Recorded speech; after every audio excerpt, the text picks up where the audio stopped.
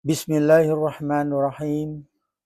Alhamdulillahirabbil alamin wassalatu wassalamu ala asrafil anbiya'i wal mursalin sayyidina Muhammadin wa ala alihi wa sahbihi ajmain. Amma ba'd. Assalamualaikum warahmatullahi wabarakatuh. Kali ini saya bawa Anda semua, kongsikan Anda semua, yaitu untuk mengupas, mengias, mengkali, mencukil, yaitu surat Al-Isra ayat 72. Al-Isra ayat 72. Bismillahirrahmanirrahim. A'udzubillahi minasyaitonirrajim. Bismillahirrahmanirrahim. Wa man kana fi hadhihi a'ma fahuwa fil akhirah a'ma wa dhallu sabila. Jadi maksudnya itu adalah terjemahan barang siapa buta hatinya di dunia ini, niscaya di akhirat kelak dia akan lebih buta lagi dan lebih tersesat daripada jalan yang benar. Maka ayat ini adalah untuk kita mendalami dan mengkajinya. Surah ini adalah yang pertama sekali ini, ayat ini menyuruh kita adalah mengenal diri dan mengenal Allah. Supaya kita di akhirat nanti, bila kita kembali kepada Allah Subhanahu wa Ta'ala, maka kita wajib hukumnya mengenal Allah. Bukan setakat mengakui Allah dan setakat mengenal namanya yang berhuruf alif, lam, lam, ha. Bukan itu namanya. Jadi yang punya nama itulah yang harus kita kenal, yang wajib kita kenal. Karena di dalam hadis qudsi mengatakan Rasulullah SAW bersabda, Awaluddin ma'rifatullah. Awal-awal agama itu adalah mengenal Allah. Sebab itulah Nabi kita mengajar para sahabat 13 tahun sebelum Al-Quran diturunkan. Jadi ini pernah saya ceritakan di dalam video saya yang lepas. Kemudian Nabi lagi bersabda, Man arafa nafsahu faqad arafa rabbahu. Sesiapa yang mengenal dirinya, sesungguhnya dia telah mengenal Tuhannya.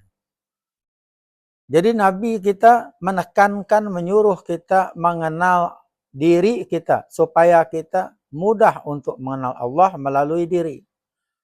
Karena dalam diri ini ada rahasia Allah Subhanahu wa Ta'ala.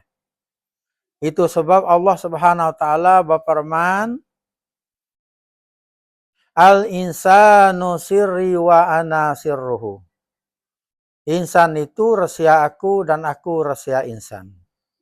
Ini adalah berkaitan kuat dengan ayat Al-Isra ayat 72 ini.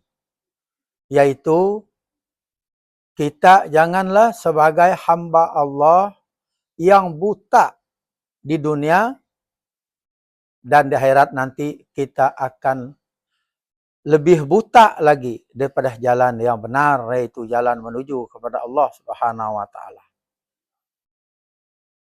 Jadi kita sama-samalah memikirkan bahawa mengenal Allah ini sangat-sangat dituntut oleh Allah sendiri. Karena dia mau dikenal. Sebab dia itu menciptakan kita ini sebagai hamba dia. Bila kita sudah kenal dia, barulah semua Islam kita, iman kita menjadi teguh, kukuh, kuat, tidak terguncang lagi dengan apa-apa sekalipun yang ada di dunia ini. Inilah tujuannya bagi orang yang sudah betul-betul mengenal Allah, maka iman dan takwanya itu adalah luar biasa. Kadang tidak dapat dipikirkan dengan akal pikiran kita yang biasa. Kecuali bagi orang yang diberi Allah Subhanahu wa taala, yaitu hidayah dan rahmat Allah Subhanahu wa taala, barulah dia dapat memikirkan apa yang diceritakan ataupun pengetahuan orang yang telah mengenal Tuhannya dan telah mengenal dirinya. Jadi ayat ini tadi jangan kita pandang remeh. Jangan kita aku sudah puasa, aku sudah sholat, aku sudah naik haji. Lalu kita merasa diri itu sudah mencukupi bagi kita untuk berjumpa dengan Allah Subhanahu wa taala. Jadi kita harus ingat bahwa Allah tidak akan menerima ibadatnya orang yang tidak kenalkan Dia. Jadi inilah kita takut. Jangan kita buta hati kita di dunia sampai kita tidak mau belajar untuk menuntut ilmu tauhid. Karena ilmu tauhid ini ada 3 pecahannya. Lepas itu ilmu tauhid ini tadi dihuraikan dengan sifat 20. Itu semua ada rahasia kita di dalamnya. Jadi tauhid pertama itu yang harus kita ketahui juga apa bezanya daripada yang kedua dan ketiga.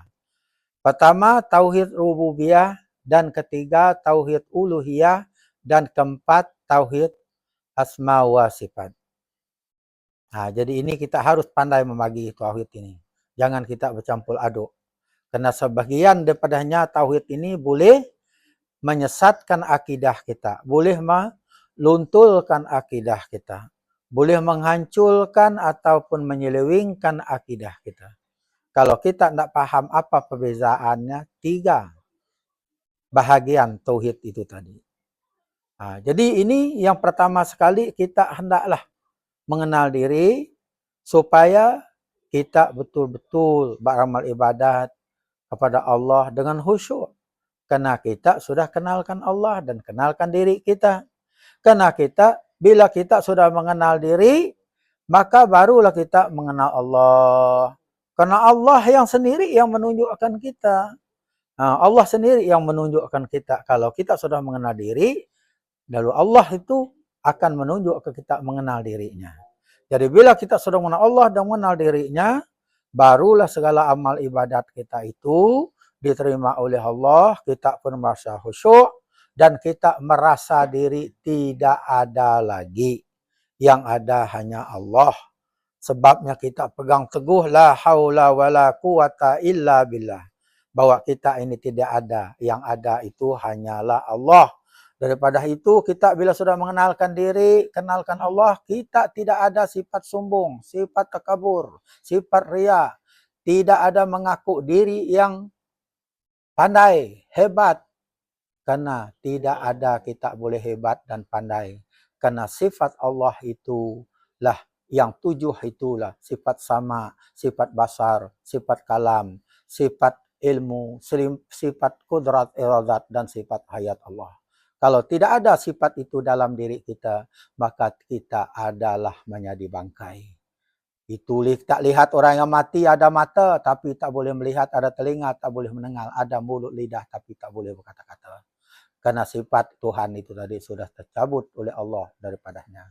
Jadi kita jangan sombong, walaupun kita hafiz Al-Quran, hafiz hadis sebagai doktor profesional media dan sebagainya, jangan sekali-kali kita mengaku, merasa diri kita itu hebat. Kalau kita ada terasa sedikit sebesar biji zarah pun di dalam diri hati kita itu, maka di neraka lah tempat kita. Karena itu sebagian daripada syirik yang sangat tersembunyi. Karena Imam Ghazali mengatakan syirik yang tersembunyi yang sangat ditakutkan oleh para ulama itu adalah syirik yang seperti semut hitam di dalam malam berjalan di batu yang hitam. Maka langsung tidak dapat dilihat. Maka itulah jenis syirik yang sangat berbahaya. Jadi sampai di sini saja. Assalamualaikum warahmatullahi wabarakatuh.